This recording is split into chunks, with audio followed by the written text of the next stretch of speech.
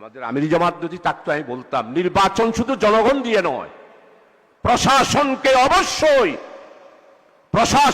অবশ্যই আমাদের, আমি ন্যাশনালি বলবো না, যার যার নির্বাচনী এলাকায় প্রশাসনের যারা আছে তাদের সবাইকে আমাদের আন্ডারে নিয়ে আসতে হবে।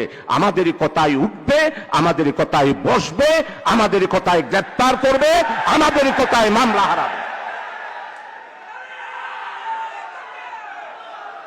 সম্মানিত অ্যাসিস্ট্যান্ট সেক্রেটারি জেনারেল বা নুরুল ভাই, আই জিয়ান শাহজাহান ভাইয়ের ফোনে তো ছিলাম, শাহজাহান ভাই টিয়া ন ফোনে